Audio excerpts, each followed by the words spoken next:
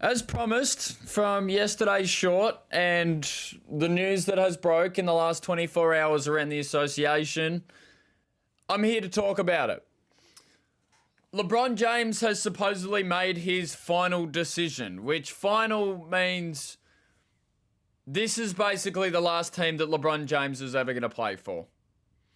And that team is the Philadelphia 76ers. Yeah. I think 2 months ago, to be completely honest, I don't even think the 76ers were even an afterthought for LeBron. Like, we knew, and the writing was on the wall with LeBron in LA, and we knew that he wanted to make a move and he was looking to go elsewhere. Although I just never thought that it was going to be the 76ers. And obviously, a lot of it has to do, he explained in his tweet when he was talking about his decision, why he made it, what the ultimate goal is with him. And the ultimate goal with LeBron James is he wants to win another NBA championship. That is as flat out and as simple as it gets. Before LeBron James retires according to his contract, 2 years' time, because he has... the deal with Philly was actually a 2-year deal. So I think a lot of the teams around the association were offering LeBron 1-year deals, which, he was going to take regardless. But Philly's given him 2 with a player option in the second year. So either LeBron plays throughout both of them or he just flat out retires after this year. We don't know. But the message is clear from LeBron, and the message is clear from the front office of the 76ers, and the message is clear all around the association that LeBron James wants to win one more championship. And with the acquisition of Jaylen Brown to Philadelphia that month ago, I think that changed the idea, changed his decision making completely. Because bringing Jaylen Brown, who was top 4 in MVP voting this season, I think he was All-NBA second team, which if he's top 4 or 5 in voting doesn't really make sense. But anyway, Jaylen Brown changed the talisman of this team monumentally. Without Jaylen Brown being on this team, I don't think LeBron actually does decide to come to this roster. And he probably ends up on the Cleveland Cavaliers. As much as I hoped it, and as much time as I spent pondering on it, and as much time as I spent wishing it was going to happen, the more that I think about it, LeBron to Golden State was a dream. The roster is not good enough. And I think that is just the flat out be all and end all. And I think for the majority of LeBron's decision making, even before Philly acquired Jaylen Brown and they built that squad and the team that they have now, I think the idea with LeBron was always to win one more championship. They obviously spoke about his happiness, and they spoke about where he wants to be, and they spoke about where he wants to be when he's retiring, going through the last years of his career and celebrating the astonishing career that has been LeBron James so far to this point.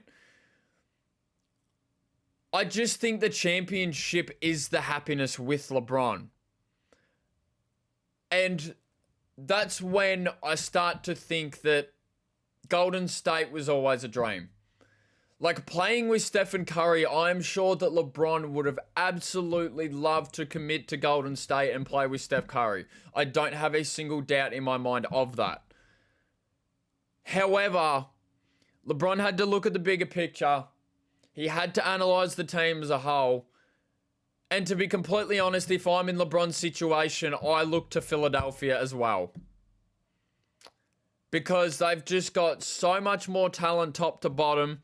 Tyrese Maxey is an All-NBA guard, and that dude is going to be up there with the MVP voting at some point in his career. VJ Edgecombe has had one of the better rookie years of any rookie in the last probably 5 or so years, outside of Wemby, of course, but VJ Edgecombe is on the rise, and only being in year 2, that rookie scale deal is still in place. They still have a bit of money before they have to pay VJ a big payday. Jaylen Brown obviously coming onto this roster changes the dynamic. Jaylen Brown is a ridiculously good scorer. He's good on both sides of the basketball. Not only can he get into the mid-range and make plays, make shots at will, he can also go to the other side of the floor and guard your Jason Tatums and guard your Kevin Durants and guard these sorts of guys, which I think if this lineup is really going to work, especially getting rid of Paul George, because as weird as the Paul George trade was, and as much as Paul George probably disappointed this 76ers team throughout his era of him being there, I think Paul George still had an elite defensive series against the Celtics last year. And that is the thing that probably got them through that series against the Celtics.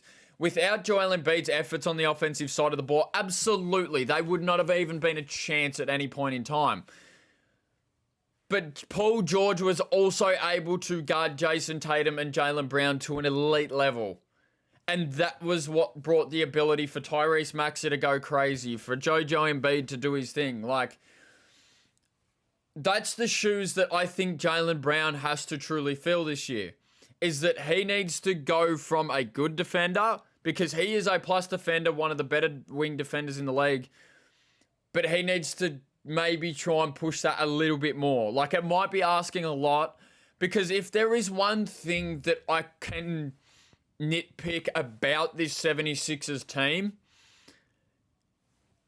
is the defensive side of the ball. At the time of me recording this, obviously it's 24 hours after LeBron news broke, they've signed Contavious Caldwell-Pope this morning. So the reports, I think, were that Contavious Caldwell-Pope was bought out by the Memphis Grizzlies this morning, and he intends on signing a deal with the Philadelphia 76ers. I love me some KCP. I'm going to be completely honest. I think he is a terrific role player. The dude can shoot the hell out of the basketball. He is a reasonable defender. I don't know if he's still got the legs that he did in that bubble run with LeBron back in 2020. But I think he is going to impact winning for this team for the defensive side, because if I am going to nitpick this team, it's the defensive side of the ball. Anthony Simons coming off the bench. He's a spark plug. He's a microwave. He's going to score the ball in big spurts, and he's probably going to give you some meaningful buckets throughout this year. However, Anthony Simons is not a great defender. Adam Boner, a lot to be desired. The minutes between him and Andre Drummond last year were really weird, so it was really hard to see Adam Boner completely personified in the lineup. So we'll see what it's like for Adam Boner to play night in and night out. And obviously, Adam's probably also going to get a lot of starting roles, because Joel Embiid, to be completely honest with you, I think a lot of the NBA world is okay with the fact that Joel Embiid is probably only going to play 40-something games this year. 40, 50. He will obviously try and be on the court, but the biggest and the most key thing for Joel Embiid this season is to be able to be on the damn basketball court in the playoffs.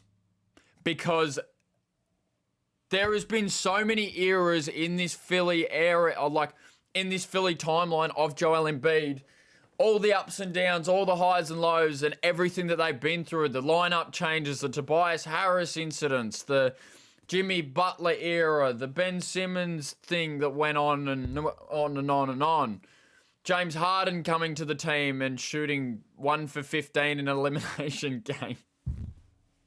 There's been so many different lanes with this process, and this is it. I'm completely honest. This is it for Joel Embiid. If they can't get over the hump in these next 2 years with LeBron, you got damn LeBron James, who is a 20-point per game scorer, and you've just signed him to a vet minimum. The dude literally picked winning over everything else. He is getting paid less than I seen a graphic yesterday that LeBron is getting paid less than Guy Santos. And I love me some Guy Santos, but that dude ain't anywhere near LeBron James, even at damn 41 years old. Yeah, this is it for Joel Embiid. If he's not able to stay on the court during the playoffs, and they end up bouncing out of the playoffs because they don't have a solid center rotate. You've got Huck Porty, who you brought on.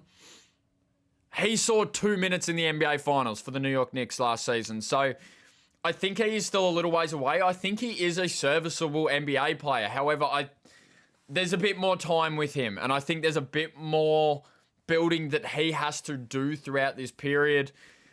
He is a couple of years away. Adam Boner, as I said, he can't be starting in playoff games. I think that is just what's for me. Dean Wade obviously is probably, if I was to guess, there may be some small ball 5 lineups during the playoff time with Dean Wade as that 5-man, because Dean Wade is, if you haven't been watching Cleveland Cavaliers basketball for the few years, Dean Wade is one of the most versatile defenders in the league. In the Toronto Raptors series that they played last season, he was so versatile in being able to take minutes on Scotty Barnes, be able to... Brandon Ingram was awful and was barely on the court, but he would take minutes on Brandon Ingram. He would take minutes guarding Kyler Murray Boyles at some point in time. RJ Barrett, he can step in front of. He's one of those guys that has all the tools and the versatility to guard 1 through 5. And on the other side of the ball, if we talk offense, he is also able to... He's a pretty damn good corner 3-point shooter. And for a lineup like this one, where you're going to have Jaylen Brown, Tyrese Maxey, or LeBron James on the court, there will never be a moment in a playoff run, there shouldn't be, where those 3 guys are all sitting on the bench. So there will be a playmaker and a primary ball handler on the court. So all Dean Wade has to do is sit in the damn corner and cut to the basket sometimes.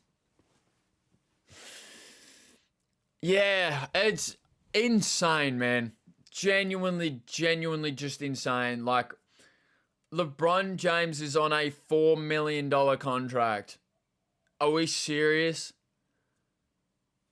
I've never seen anything like it. Genuinely never seen anything like it. A player of his caliber, and yes, he's old, but he is still a damn good, impactful basketball player. He is one of the top 20 in the league. You can have a conversation about it. There's a lot of heads to be butted around conversations like that, but he's craziness. I mean, it's go time for Philly.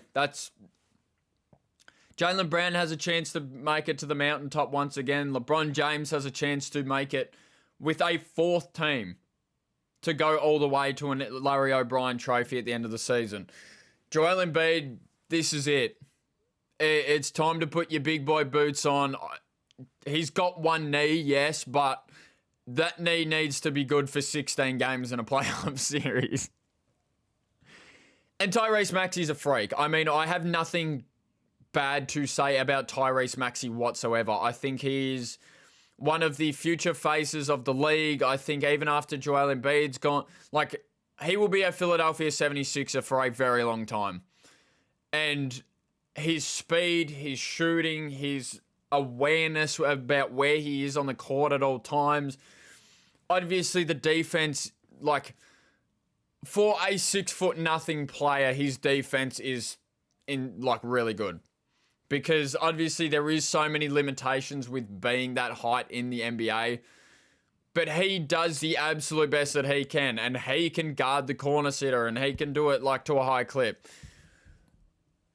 Yeah, what a team. I mean, it's one of the best 5-mans that we've seen in a very long time. I think I said that on my short yesterday. Only time will tell with this team. Health is obviously the biggest question mark. Alongside, Joel Embiid, who takes, there's one ball and there's 5 guys that you can genuinely just give the ball and they can do their own thing. So that will take a lot of working out from the coaching staff of the Philadelphia 76ers. But this team's going to be fun, man. VJ catching lobs, LeBron catching lobs, Tyrese Maxey, step back threes, Joel Embiid, mid-range. It's going to be such a fun team to watch. And they have a decent enough bench. One really big thing with me with teams like this is like you need to have at least a solid 8-man rotation to get you through the playoffs.